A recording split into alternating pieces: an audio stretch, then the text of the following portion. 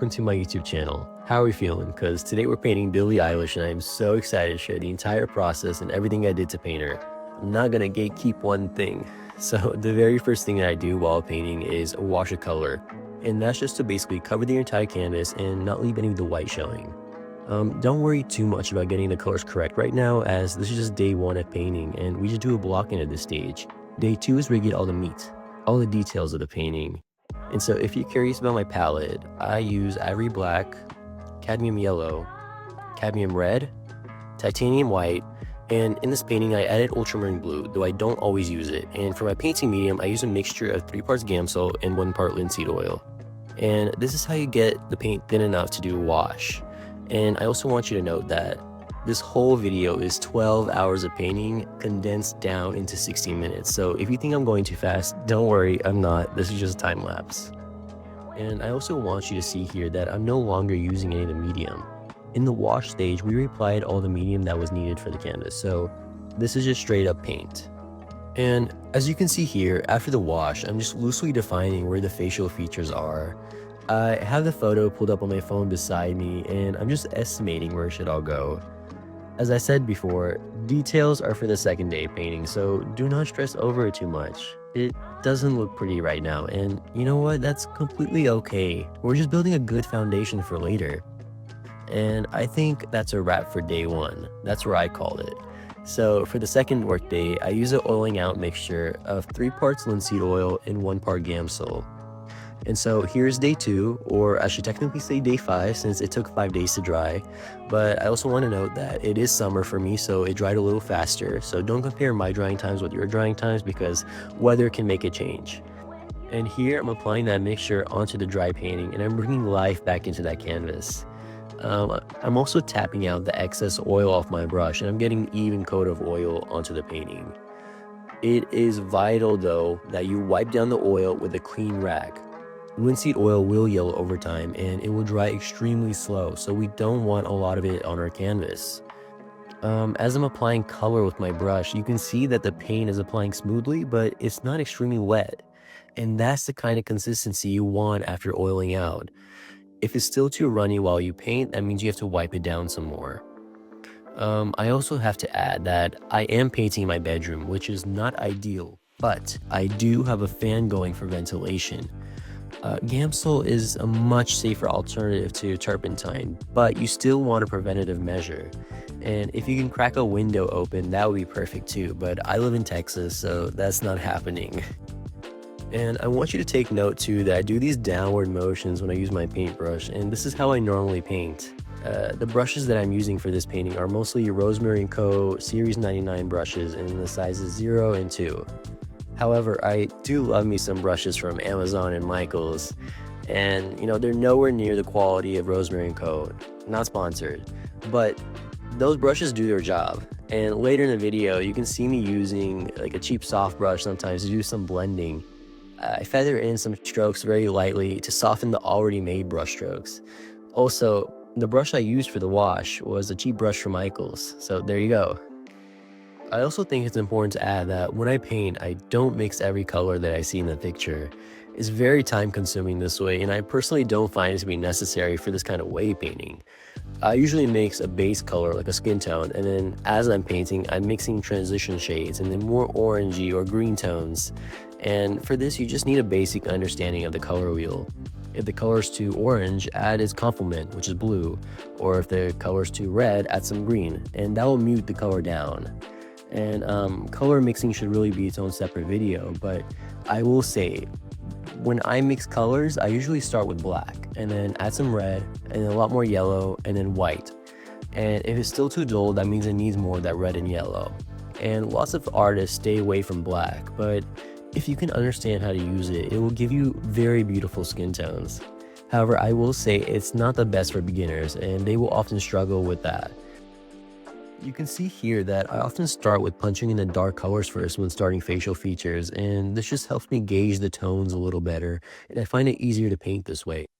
However, this is just how I paint, so what I love about painting is that there are millions of ways someone can make art, and there are so many different mediums you can use. And I will say this kind of wave painting is only hard because there is an ugly stage. and you just need to have the confidence to get past it. Sometimes I wish I had a more aesthetic way of painting so I could post a lot more progress photos, but that's okay. It works out in the end, I think. At least I hope.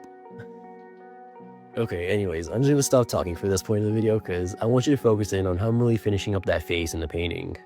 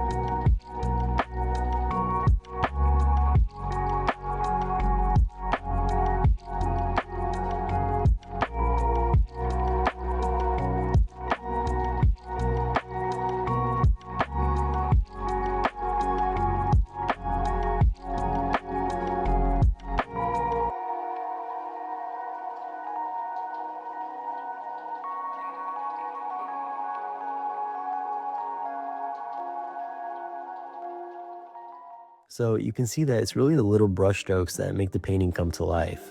You could have a really good sketch of Billie Eilish, but once you start painting, you can instantly ruin it. I like to say one sneeze and it's all over because you really have to put your mind to it and control everything when you have that paintbrush in your hand. Um, when I paint, I often find myself not breathing, like I'm holding in my breath for long periods of time, just trying to get that detail in. And that kind of sounds crazy, but I think you'll find that to be true if you start doing these small paintings, because that's kind of the only way you make a small painting look realistic. It's with small brushes. However, I will be increasing the brush size really soon because I like leaving parts of the painting loose. You see, with the face, I can't make it loose because I want it to look realistic, but parts of the hair and background, we can. So you'll be seeing that really soon.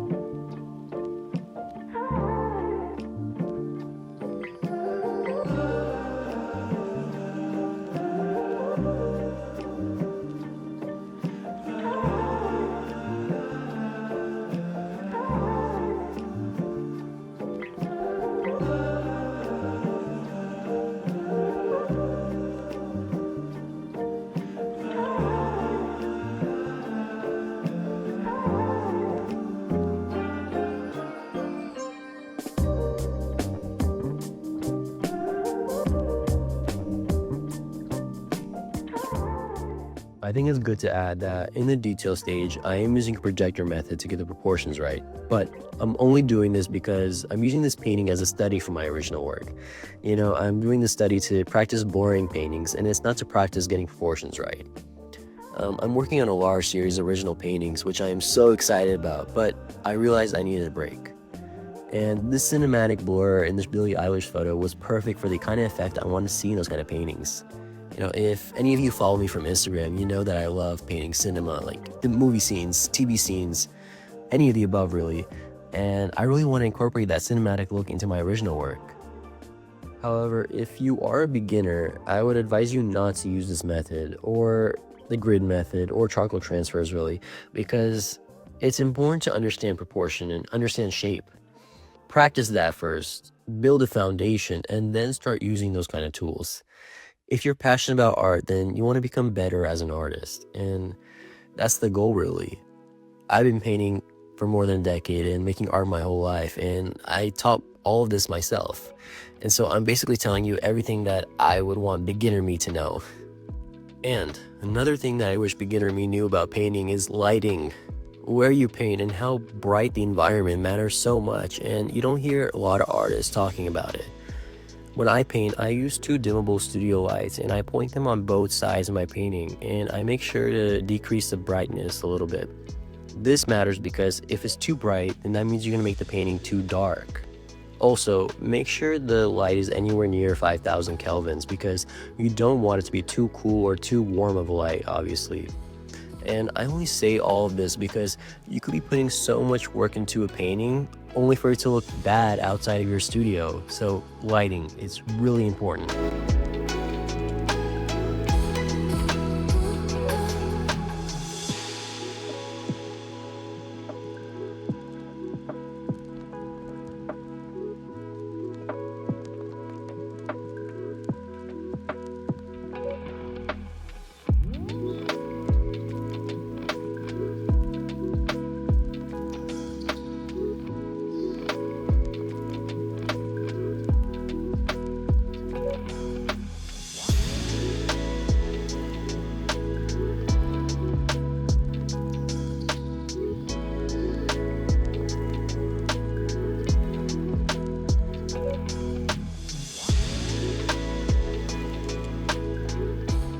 Now, as I'm doing the background, I'm just applying the paint exactly where I see them in the picture.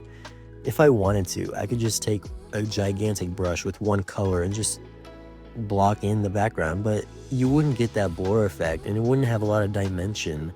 The face would just pop out of the picture and it wouldn't look like a finished piece. And the whole point of this picture, the reason why I'm painting is just as a study for practicing blurring paintings. So this is really the whole reason I painted it, is to paint in that blurry background and make it look cinematic.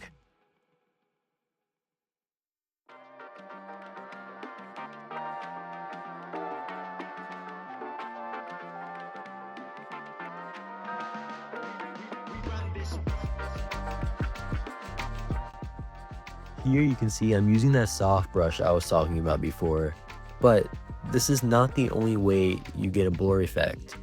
For that, you have to mix a lot of transition shades and feather in those colors. I'm doing those downward motions again to paint. Also, we created such a beautiful wash, so I want to leave some of that peeking through. Why would we want to hide it? I feel like it gives so much dimension to a work and a little abstraction. And that is really the style I fell in love with. Realism, but it's not hyper realism. It's realism with a little bit of abstract elements. It looks like a painting still, and that's what I enjoy. You get a little bit the best of both worlds. And that's not to knock hyperrealism down. Hyperrealism is a crazy form of art.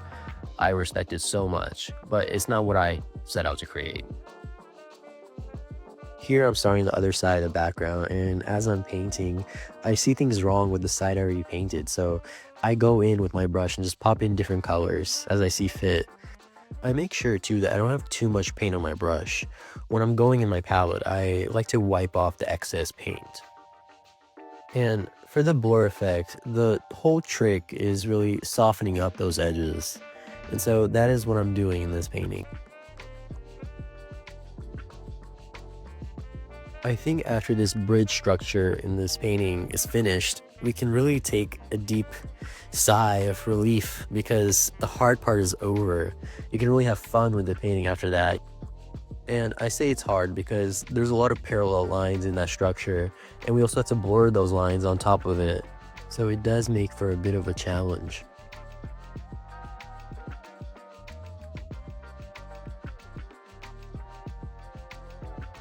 Here I'm just punching in that color where I see in the photograph. Go in and fix the little forehead, soften up those edges. And here I'm just adding the impression of a traffic sign. Up close it doesn't look like a traffic sign, it just looks like yellow color. But if you step back, you can kind of see it. So now is when we get to have fun with the painting. We already did Billie Eilish's face, we did the bridge. So we can't ruin this painting anymore, I don't think.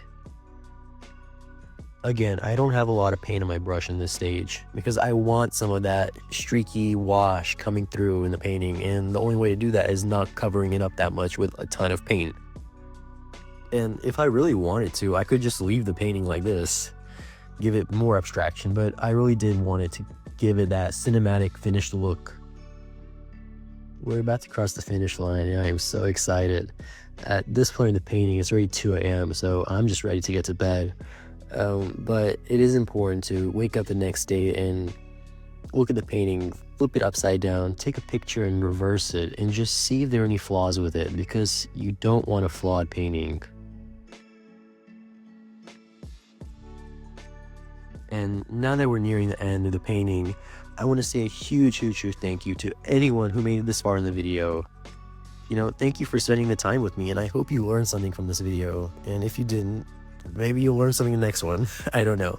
I have a few more videos filmed. So some are paintings from other cinema stills, and some are original work, which I am so excited to share with you.